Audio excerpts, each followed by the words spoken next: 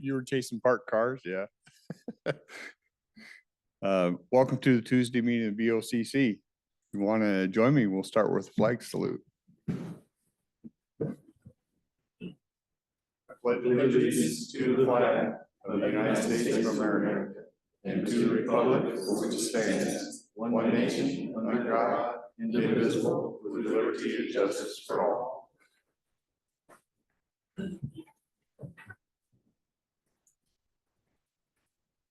Hey, I asked Commissioner Mortensen for review of the minutes. Good morning, everyone. As usual, I reviewed the minutes of the activities last week and I move to approve those minutes.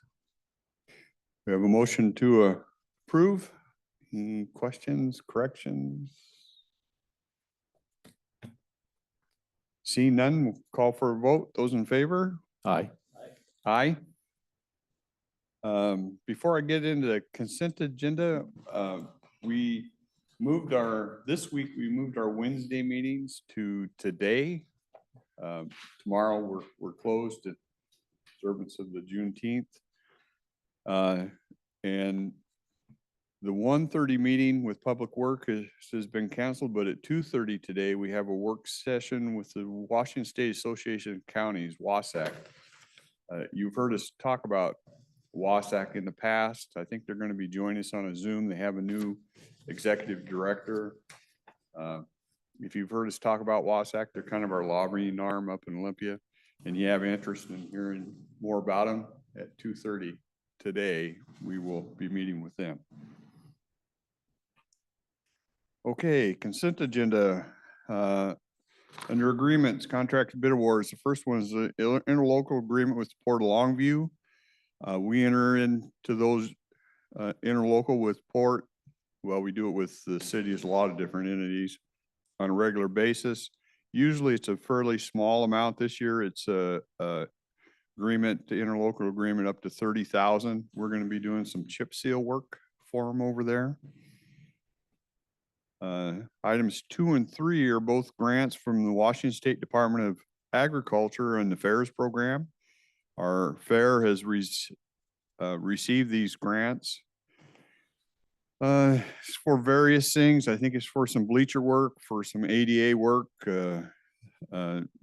Kim said yesterday they were putting in new pig pens and just doing some upgrades to some of the areas out there. And those are grants from the state of Washington. Number 4 is an interlocal agreement with Castle Rock for lodging taxes. We had the LTAC, the Lodging Tax Advisory Council or board or whatever we call ourselves, had some excess funds of 150,000, and the decision was made to just split it equally amongst 5 cities. So you'll see, I think we may have already done Kalama, I'm not positive, but you'll see Castle Rock. So you also see Longview, Kelso, and Woodland come through too. Number 5, resolution matter of adoption of official days and hours. If you remember, well, it's been a year ago, we adopted a 4-day work week at the county, extended the hours during the day and closed on Friday. We did that as a trial operation for basically a year. I think it's been a year, right? Just to see, how it will work. And we talked about it yesterday, and we've had a couple comments, but anything we've had, I know departments have made some adjustments to accommodate anything that we ran into, and we really haven't had any negatives to speak of. So this resolution would put it into effect permanently. It would no longer be a trial period.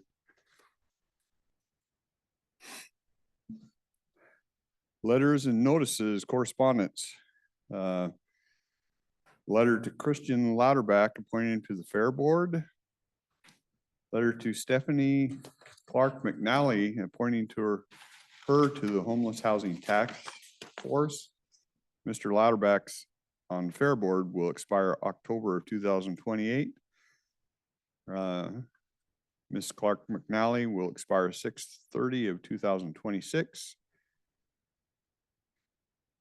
We sent a letter to Dan Stahl, Chief Executive of the Port of Longview. It was a letter of support for a grant application they have going. And then on a letter to Dwayne Leaf designating Susan Eugene as county engineer as the 2024 county voting representative. And Chris Andrews, senior engineer, is alternate to the Three Rivers Regional Wastewater Authority Operating Board.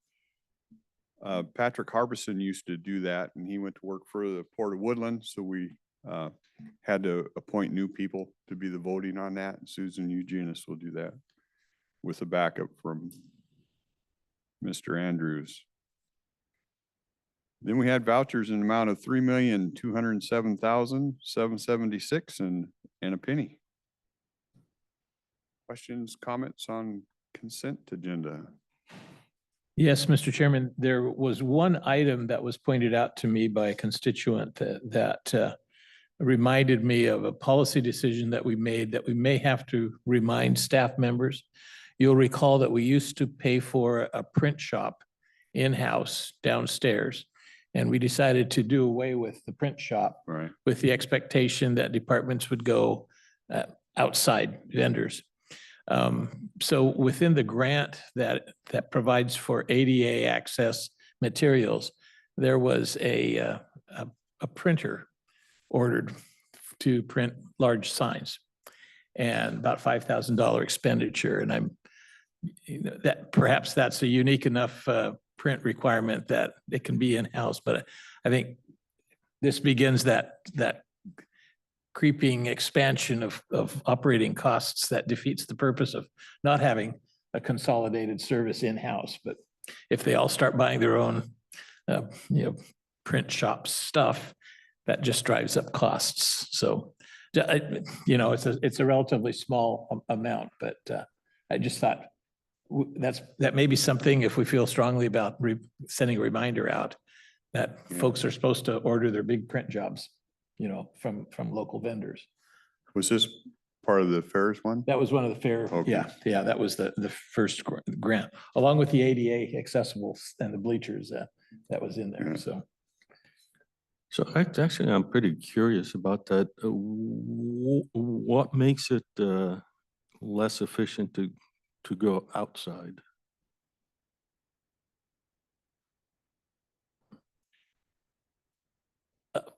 Perhaps from a department's viewpoint, they have to leave the premises and go. Although ordering it from a centralized print shop here, I'm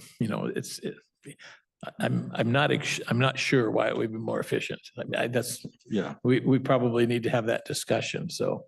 appreciate that. On the Three Rivers, I found it interesting that we, the county, have a seat on the board of directors, yet we account for 3% of the usage. Maybe you can tell us a little of the history on that? I think originally this utility was a department of the county. And so the bonds that were issued were county bonds. And a few years ago, there were some complications about whether or not counties can operate those kinds of facilities, especially since counties, don't serve urban areas. And we took advantage of the separate utility law that allowed them to spin off on their own. So it's kind of a legacy. And I think when they formed it, we were still paying off they were still paying off some of our bonds, but I think that's all been transferred over. Yeah. And of course, now we still guarantee their bonds, Yeah. which I was a bit confused and concerned about, but. That brings up the point that the public may not understand that sometimes, like in the E911 center, it's the county's responsibility, yet we don't operate it. So Kind of, we have to keep an eye on them. It's a strange thing. I've never understood a lot of how things happen or don't happen. And the majority of the usage of the wastewater system is from the landfill, right? Well, I don't think that's the biggest percentage. I Oh, think no, it's- no, I meant of the 3%. Oh, of the we- 3% is based on, Yeah. yeah, the leachate that comes down What the we send pipeline. them, yeah. So, I told Commissioner Weber one day that when they're no longer here, I have a history button. He's my history guy, so it'll direct ring to him. Let's see. I'm wondering if anybody knows when the print shop, the decision to eliminate it in-house, what drove that as far as the balance of it was less expensive to go out versus maintain equipment in-house? And I guess the big thing in my mind is what you just stated about the concern that is every department looking at, ultimately, if they see the need, they just go out and buy a printer. I can't imagine if you did away with a print shop, that there wasn't some type of a resolution or something that said that we're going to not do in-house printing anymore, take it to a vendor. All of that happened. Yeah. What happened is the gentleman who operated the print shop was part-time, excellent, did good work, but he got to the point where he said, I'm retiring. So then we had to decide, how do we handle it from here? And then it just seemed natural that most everything is available in town, and we have to be a little careful of trying to supplant businesses in town by making us shop in-house. So then you take a look at the values. Are we spending, is it cheaper for us to do it or not? And if you look at it, I don't think so. People here aren't buying printers so that they can avoid going to the print shop, like the business cards or the signs, all that kind of stuff. We did the business cards in-house, but we're talking very little money. so one of the things that I have noticed though with technology is we do print less all the way around because it's all online. And we used to have huge budget booklets that were printed every year, big thick ones.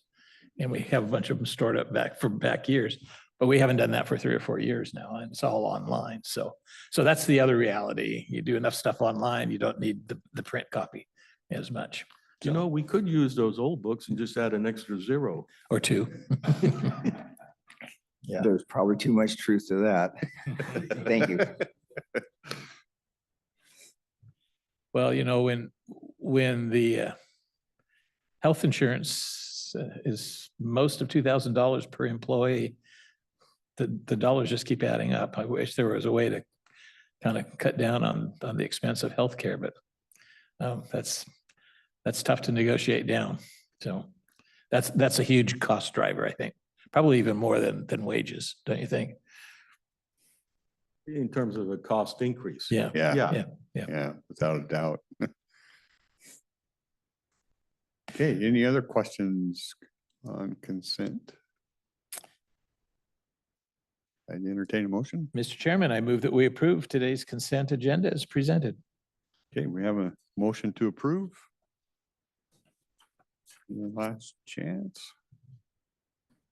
See nobody coming up. We'll take a vote. Those in favor? Aye. Aye. Aye. Thank you. Motion items.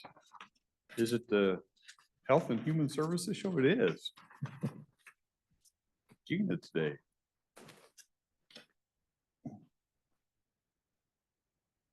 Hi, good morning. Gina James, Health and Human Services. I have 3 items on the agenda today.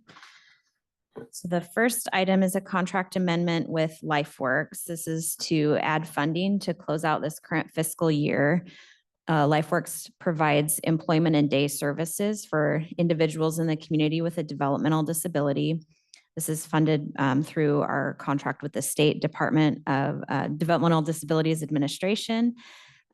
We typically don't allocate 100% of our contract out when we go into these agreements, and we'll, retain some funds because we know that throughout the year, services can change, the client levels can change, and that's the situation we're in right now.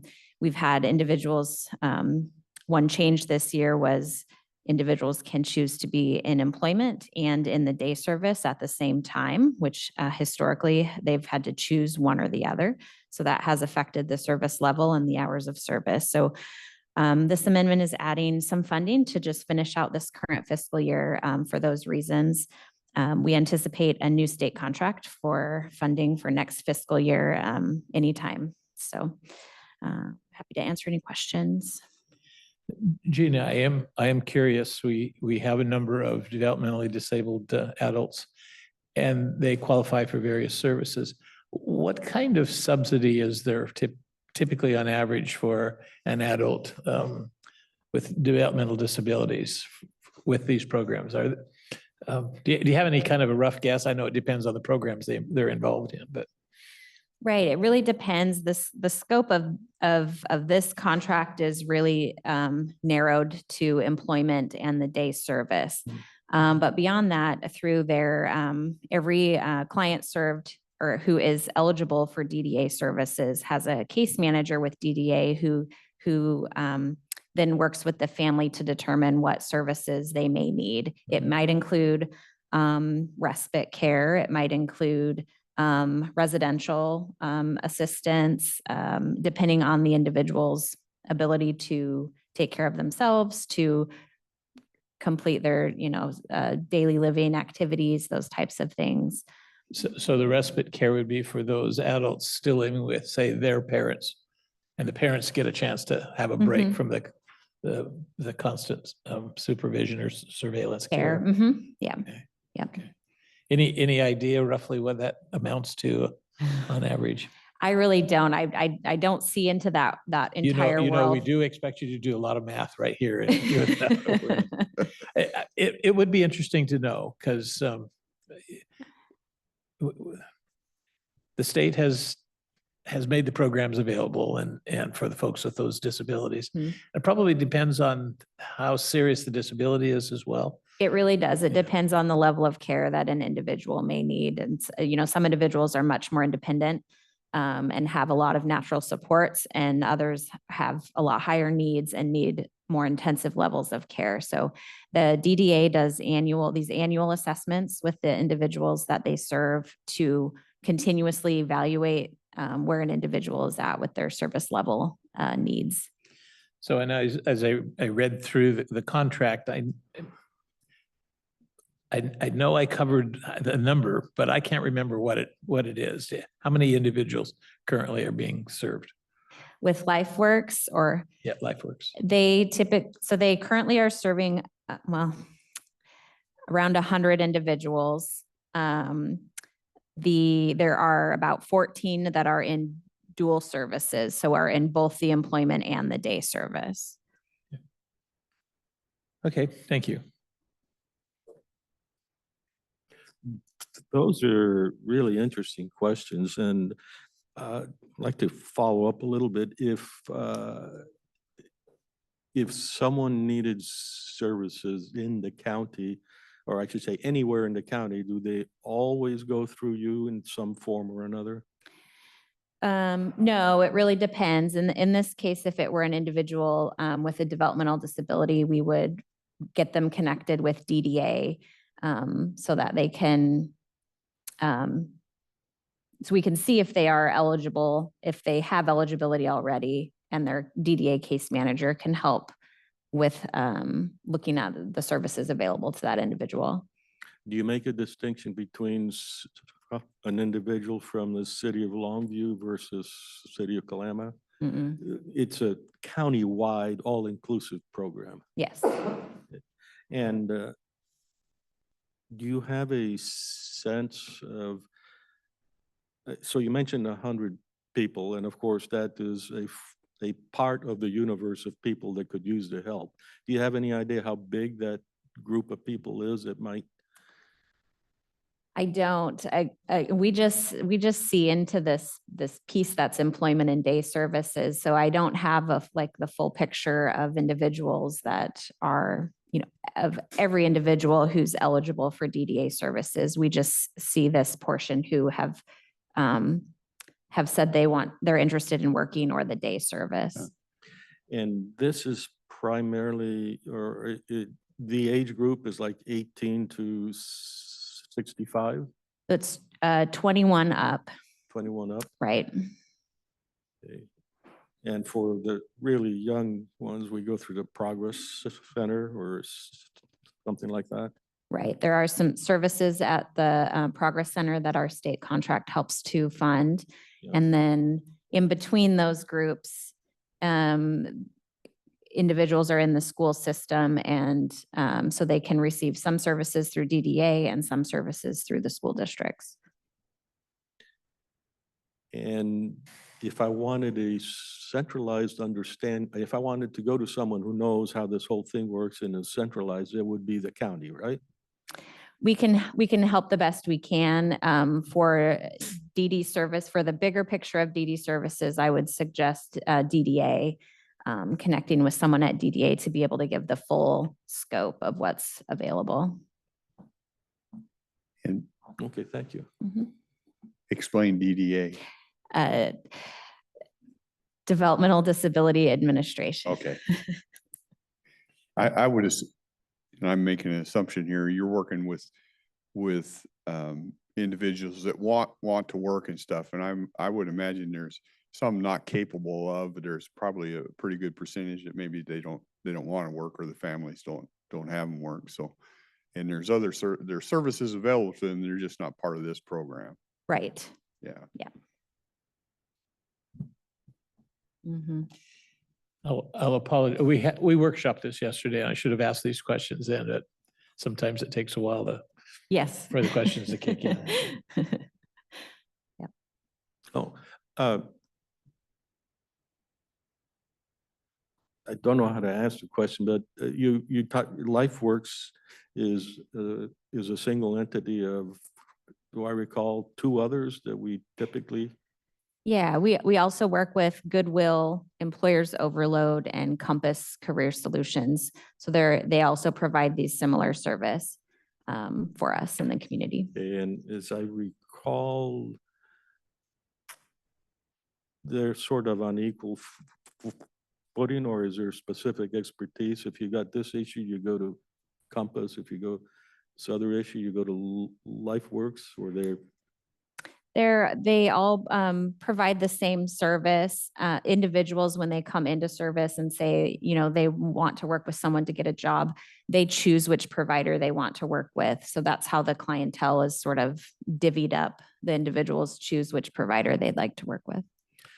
And is there an expectation that this is a very long-term arrangement, association? So people don't come in, learn something, and then leave. Right. It's considered a long-term support in terms of the service. So the goal is always to try to fade back when we're talking about employment. The goal is always to look at opportunities to build other natural supports, and then the job coach can start to ease out. But it is difficult. We're, the needs and the abilities vary so greatly between the individuals that it is considered a long-term support. So LifeWorks operates at a business. Mhm. Manufacturing, I think it's dog food, dog biscuits. Dog treats, yep. Yeah, and so that's the type of job that they offer, although they have other services as well. And of course, Goodwill has the store and the sorting and the development of, the thrift center, and provides some of the jobs for that. The other ones are much more individually tailored. There's an individual employer and they need some support, so the folks supply support. You might see someone who's disabled on the street with a sign advertising a business, and there's a there's an employment coach working with them on that situation. But Mhm. I think LifeWorks probably with 100 individuals, maybe the largest of the They're the- suppliers. They're the largest provider locally, and they operate a Farm Dog Bakery is what it's called. They use that primarily to offer some work-based experience for individuals and as a sort of a training opportunity and to help be able to observe what skills and abilities someone's able to do. And then, but most of the individuals employed in these programs are out in the community with jobs like you or I would have. So I talked earlier about how much per client is being spent, except that's a little bit misleading because the clients don't get any money. I mean, they earn it through their jobs. Right. What these dollars go for is the support to get them to that point where they can hold down a job. That's correct. So Yeah. they work hours and earn a paycheck, same as you or I would in the community. And the funding from this contract provides the support that they may need to be able to complete their job tasks. I think it's pretty important to say I earned a paycheck. Yeah. Yeah, Mhm. agree. Is there, it's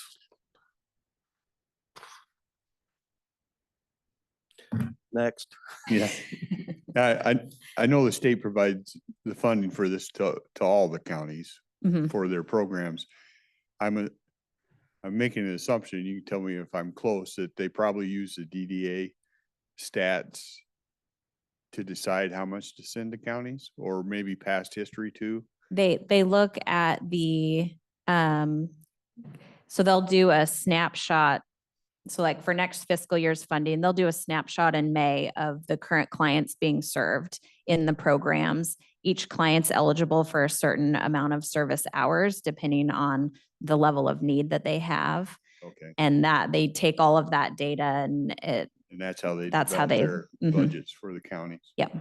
Okay. I remember Mhm. slowly but surely. Grounds for Opportunity, did they have any long-term disability employment? I know they are now I'm gonna look at Tammy. They do provide or did provide some work-based experiences, I think, for adults. I'm not sure if they were integrated with this type of program, but maybe not. Yes. Okay, Yes, there was a time. okay, So prior to COVID, we did have those experiences happening. okay. So we had Leonard Dish Pit that we're learning how to do dishes. and Things bus like that. tables and Things like that. Okay, yeah. Now we currently have volunteers, but they're not in employment.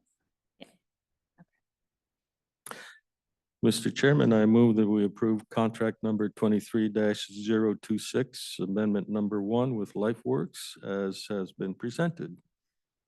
Okay, we have a motion to approve. Any further questions, comments? I don't See any online? Call for a vote. Those in favor? Aye. Aye. Aye. The next two are basically related. Are, gentlemen, are you comfortable with taking both these on one since they're related, or do you want them individually? I'm so conflicted that it really doesn't matter to me. I'm okay with doing both together. Okay, Okay. Yes, so items 8 and 9 on the agenda are related. Item 8 is an amendment to our contract with the Department of Commerce. This contract is a community development block grant. It's called the Public Services Grant. This particular funding is pass-through funding to our local community action agency, which is Lower Columbia CAP. This funding has gone towards a program called Meals on Wheels, where there's home delivery of meals to low-income seniors across the county. There's also some congregate feeding sites across the county as well. So we have, this amendment is adding the funding for next fiscal year. It's a total of $66,000. That's coming in our state amendment for next fiscal year. And then item 9 is the pass-through contract with Lower Columbia CAP, where we're passing down the 62,500 for next fiscal year, there's a $3,500 difference there, and that's the amount that we're allowed to keep at the county for our administrative costs. So I'm happy to answer any questions. We also have the program coordinator, Tammy, here from Lower Columbia CAP, if there's really specific questions. Thank you. And I know that in the past, there's been some discussion about per meal costs, and I hopefully Tammy can share with us a little bit about, is it more expensive than contracting with a private restaurant, or how do they arrive at the per cost meals? Yeah, do you want to come up? Come sit by me. Yeah, I don't want to put her too much on the hook, but I'd like to, are we seeing an increase, a decrease, or where we're at type things, kind of similar? So it's an interesting time right now. If we're talking about meal costs, then if you're contracting with a restaurant, so our overall meal cost, if you include all of the programs that we have, because we don't have just this section, we have Older Americans Act funding, we have some Medicaid, and we have a couple other smaller contracts that help us provide meals throughout the county. If you include all of those together, and I'm also including Wahkiakum just for clarification there, our meal cost is around $12 a meal. So, and I understand that might sound like a lot, but you also can't go to a restaurant and order a hamburger and a drink right now for $12. And our meals are not a hamburger. I'm sure some of our people would like it if it was, but we have standards that we have to meet that come down from the feds, and then state adds a whole bunch on too. So our meals are providing nutrition. We have to watch our calories, the fat, the sodiums, we have to provide vitamin A, C, D. There has to be a certain amount of protein, and we are required to provide 2 vegetables and a fruit, or 3 vegetables with every meal, and whole wheat options and other things too, grains. And there's like 27 requirements that we have to meet for every meal. Today, Riderwood is getting honey mustard pork with roasted potatoes, broccoli, cauliflower, and carrots, and peaches. They get a whole wheat roll with a butter pat and milk served with that. The social side of it is really important. So today is Riderwood, yesterday was Kalama. Normally we would be in Castle Rock on Wednesdays. We're Kelso on Tuesdays, and then Woodland on Fridays. So we serve once a week in 5 different locations outside of Longview. And that is the same meals that Meals on Wheels clients get, but it is served in a social setting. So people that are still able to drive can come and enjoy this meal. Most of the people we serve are low income. They can't afford to go to a restaurant and meet their friends and have lunch that way. So the suggested donation of $5 a meal at Grounds for Opportunity down the street is a great place for people to come socialize, get that connection into the community and get a healthy meal, and then go about their week. And then for the home delivered, that's far more intense. We have around 140 clients right now. I'd say about 35% of them are outside of the city of Longview. We do serve a great deal within the city of Longview, but we serve all throughout Cowlitz County. We go to Toutle, we go to Woodland. All these places are hit at least once a week where we do a delivery. Most people get a week of frozen meals once a week, 1 meal per day. Like I said, it's meeting all this criteria. We have to track all that information. We have an amazing army of volunteers. We have 27 people that drive, I want to say 26 routes every week to get those deliveries out into the community. Today's particularly busy because tomorrow's a holiday. So we have a lot of things moving today, and it's commodities over at our office. So yeah, I mean, we're about getting food out there, and we do it as effectively as we can. And I mean, we try to be as frugal as we can, but we also need to control sodium. So I can't buy like ready mix gravies and things like that that are high in sodium. So our food costs are a little higher. We have to package everything and be safe about that. So there's costs associated with that. We do have to have staff. I have two full-time, one part-time in the office. We do assessments on every home delivered meal recipient every year. Follow-ups if there's anything going on, if our volunteers report that there's concerns, like maybe their health is declining or the state of their home around their home is declining, we have ways to intervene and stave off crisis. We do a lot of referrals. We work with lots of partners like LifeWorks. We have a couple people from LifeWorks that are really great delivery. They don't drive, their support person drives and they do the delivery, and it's a really great connection for both the recipient and the person doing the delivery. We're about connections in the community. We're about keeping people tied in. So I'm kind of rambling now. Sorry about that.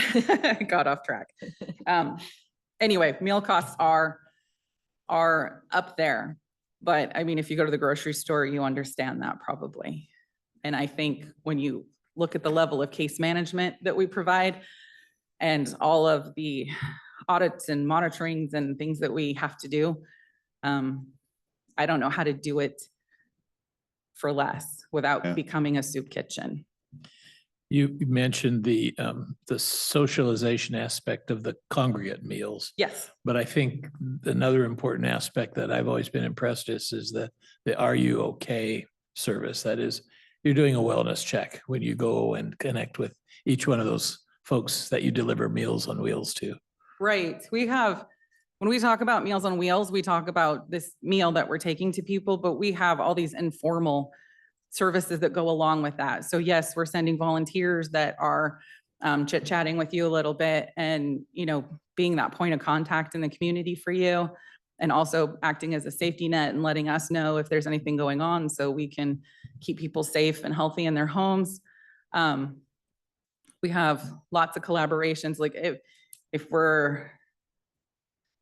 we have the Are You Okay program where we have volunteers that call people at a specific time every day. Sometimes it's used for a reminder to do medicine. Sometimes it's used to like, hey, wake up and take your medicines, or reminders, cues to it's time to eat your meal, or just somebody that's recently been widowed, very alone, and wants to know that someone out there cares. So if someone calls every day at 10 a.m. and says hi, it makes a big difference to their health and well-being. We have things like if you have a pet and you're struggling, if we see that you're sneaking some of your lunch to them, we're gonna hook you up with resources in the community that can help you with pet food and pet care. Where if your porch is falling apart and a danger to my volunteers and a danger to you and you can't get out of your home, we're gonna figure out how to get you a ramp built or porch repairs or all those kinds of things. It's all about keeping someone safe and healthy in their own home as long as they can possibly be there. I mean, that's our ultimate goal. So when they leave us, it's usually death or a facility or someone moving in with them because they can't do it alone any longer. So I have a few questions. One, though, I want to thank you. I don't think I've ever gotten such clear, straight answers out of CAP. And in this chair, all I've ever asked for from anybody is lay all the data out. Let's look at it. They're tangibles and intangibles. And that way we can decide what's in the best interest. And it's really hard to do when we don't get accurate information. So just some incidental questions. The volunteers they drive their own cars? They do drive their own cars. They're paid mileage? They're reimbursed mileage. And that's at the standard federal? OFM going rate, yes. Yeah, okay. And do you know, I believe the jail meals are subject to all the regulations that your meals are subject to, are they not? I couldn't answer that. I'm pretty sure that's true. And we get contracts here where we're paying something like $1.50 a meal. And of course, there isn't 67 cents a mile involved or anything like that. But that leads me to think, when I go to, if I were to talk to a businessman at McDonald's, they would give me a breakdown down to, well, we spend this much on paper cups, or this nominal meal, 100%, the paper cup cost me this much and this much and that much. And they give you a full picture of the costing. I imagine you don't have that. I don't have that with me. I can get that for you. Okay, so of the $12 a meal, you can break that down to all the components? I believe I can, yes.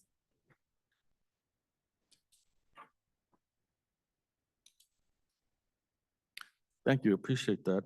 And you were beginning to address the issue that I was going to ask is, how do you get on the program and how do you get off the program? So for senior community lunches, all you have to do is be 60 or older and show up for the lunch. So there isn't any eligibility. other That's not than Meals age. on Wheels though, is it? Correct. So for home delivered meals, it's 60 or older. Homebound, by definition for us, that means that you cannot leave your home without assistance. We do an assessment that looks at your support system. Do you have family that's able to drop off groceries? Are you able to have groceries delivered? Are you door dashing? You know, what are you doing? How are you getting your food? Do you have a caregiver a couple times a day or a couple times a week? Or we look at all of those things, your physical abilities. Do you have the ability to access your stove safely? If you're in a wheelchair or have to sit on a walker, you can't always So it's reach an- over. It's an assessment where you say you've got Yes. enough support without us, or you don't have enough support without us. Yes, It isn't a specific check the box. It's kind of an assessment that has lots of factors to it. yes, there's several steps to it. Okay, and then I can't say that we don't check boxes though, because we do. yeah, I mean, we're in a check the box world, Yeah. which for me is rather inhumane, but nevertheless. And the assessment is given to us by the Area Agency on Aging, who contracts us to do. Oh, they So do, They're the ones that came up with the assessment. yeah, So we're assessing to their level, and it's activities of daily living and those types of things. We're looking at, you know, can you do your own toileting? Can you pay your own bills? Can Right. you sort your own pills? Can you? that's what leads me to feel, you know, we've commented before, there's so much duplication of services. I know ADSWA, Area Agency on Aging and Disabilities, I think you get about same amount of money, 67,000 a year from them, but they also are in contact with all these people. So the wellness check and all that, I start to think there may be fair amount of duplication. Oh, no, I think that's a misunderstanding. We do share some clients, and the Area Agency on Aging and Disabilities does provide case management for Medicaid clients. But not all Medicaid clients receive meals. And if they Right, but do, we're do not all- providing their case management. We don't do that assessment. That's all coming from them. The ones we are assessing, I'm talking about Older Americans Act people specifically, and they don't provide any case management. They contract us to do that part. So they're not in contact with them. The only way that there is contact from the Area Agency on Aging is if we're referring to other services, or, I mean, we do use the same reporting system, so it all goes into a system and they can run a report that says, okay, these are people that are receiving services. But I don't know that they have any other contact with our clients in a case management sort of way. They're not assessing Yeah. for okay. services. They monitor us to make sure that we're doing it correctly. Yeah. And then how do you get off the program? So if I'm delivering a meal and I notice things that don't add up, do I come and talk to you and say, hey, we got a problem and? Yes. Yes, I mean, I know I've heard the concerns in the community have come up that, mom's been getting meals forever and she just stockpiles them in her freezer. Yeah, Well, I'd like a phone call from that family to let me know that, because that would mean before that 1 year assessment time's coming up, I'm gonna be going in and asking questions ahead of time and saying like, is this really appropriate for you? Are you eating any of them? Or maybe we're sending too many. Let's dial this back. Maybe you only need 3 a week. So yeah, we really try to make it individual to the needs of the person. And if we go in and you're not there, for your delivery, we're gonna call in, I mean, we're hoping that you're safe first, but we're also wondering like, where were you? If somebody came and got you for an appointment and you forgot to tell us, that's one thing. If you were out yeah. doing things, then it's like, okay, well, you're no longer homebound and you no longer meet criteria, we're taking you off the program.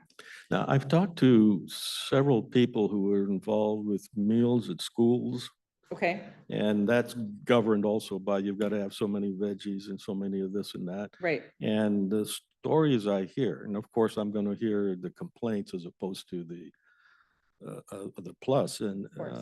but from the providers or the volunteers that are dishing it out, the amount of food that gets thrown in the trash is just obnoxious to them, because I don't like vegetables, I don't like this, I don't like that, I only like the dessert. And Right. so, Well, we don't serve dessert. There's no nutritional value well, in that's good. That's good, but it does mean that we can't force feed people. We can't. No, I can't make people eat the food, but we do look for that. Like their support systems, we get to know whoever's in their lives that drop in, the neighbor next door that keeps an eye on them. We're going to be like, how's Susie doing? Is she eating the meals? Is she putting them on the porch for a cat? What's happening there? And we're going to do something with that information. So you're painting a picture of a fair amount of intimacy with the clients. Yes. So I could pick a name out from some list and ask you, and you, with fair amount of certainty, you'd know if they were a client or not. There are not Well, so I hate many. being put on the spot. Well, Um, I'm not going to do that. I'm just saying, I'm trying to get a measure of the connectivity. Yes. Yeah. If I don't know, then my counterpart will, because there's only 2 of us that do assessments. So one or the other of us is going to know quite a bit about that person. Okay, thank you. And if I don't know, there's a file somewhere with all that information in it and we track it. Well, that part is less interesting, because the intimacy of well checking and all that means that you really are aware. Well, that's really the beautiful part about having volunteers, is that they drive their route. It's the same route every week. So the guy that delivers your meal on a Wednesday is going to be the same guy next Wednesday.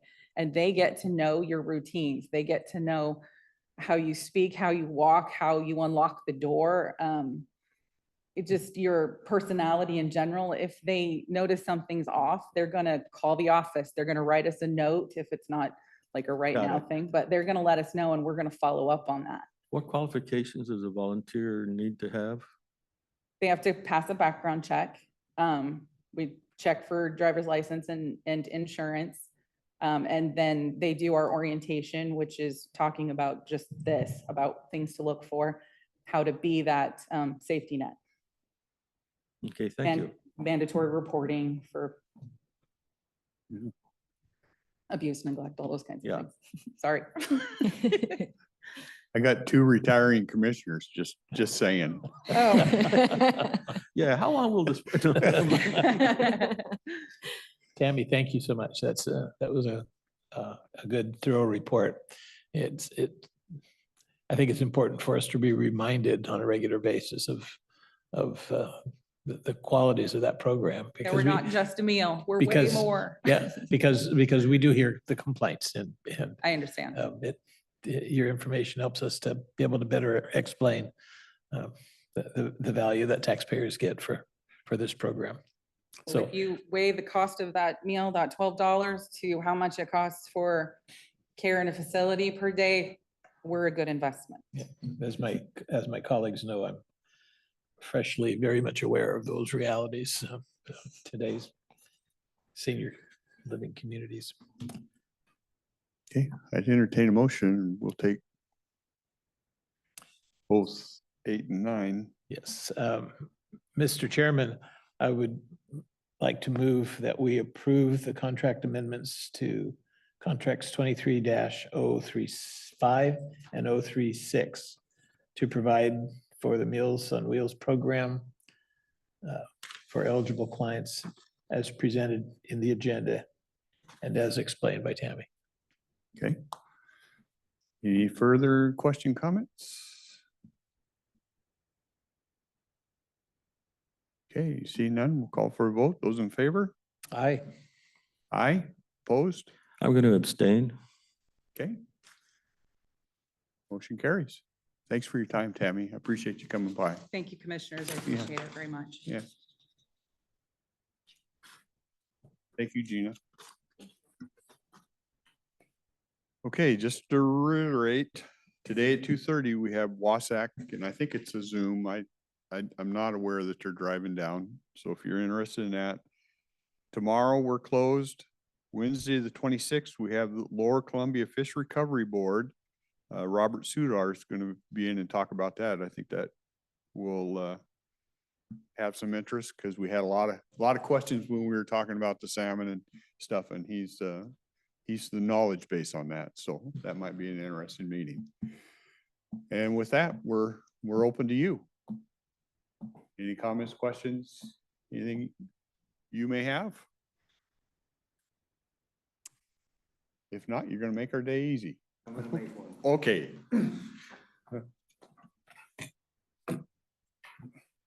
Something I see happening on a routine basis is we get more and more and more federal holidays. Are these paid days for your employees for tomorrow? So, Yes, I yeah. mean, ultimately, we're gonna have 200 holidays and nobody's gonna be working, but everybody's gonna be collecting a check. I mean, somewhere, some way, there's gotta be some type of a balance here. I don't know the answer, but somehow there's gotta be a limit on how many holidays each individual, and I don't care what layer of work you're at, whether you're an hourly employee or whether you're an executive, there's got to be a limit. Just say you only get, you choose, you get one holiday, paid holiday a month, and you only get 12 in a year. But my God, I don't even know how many federal holidays we have right now, but it just never seems to end. That's just my thought. I don't disagree with you, Steve, except if they come up with a Commissioner's Day, then I'm all in. Yeah, I'm okay. teasing, of course. Yeah. Maybe you should send that request to Joe Biden. I'll do it. I'll do it, yeah. So Steve, one of the things that you might discover is that there may be holidays on the schedule, but that does not stop the phone from ringing. It's not going to stop the phone from ringing from clients that want help. That happens 24/7. Yeah. I just had a question. At the last Board of Health meeting, the feed for YouTube was cut off because of the content. It was the COVID. Are we back on YouTube? We're back. Okay. We're well, still, I think we're still looking at alternatives. Yeah, we haven't given up. on Okay, that was my question. Dennis had mentioned a few weeks ago, I think a great idea to either demand an apology, I think is what you said, or to cut them off. And I was just wondering what the status of all that was. So did they ever issue some sort of, no? Oh, I don't bummer. believe we've heard anything. Okay, I was just curious. It's interesting behavior from people who assume they are a monopoly. Right, yeah, yeah. Anything else? I don't see any hands. Nothing else. We will adjourn. Thank you for your time. Thank you.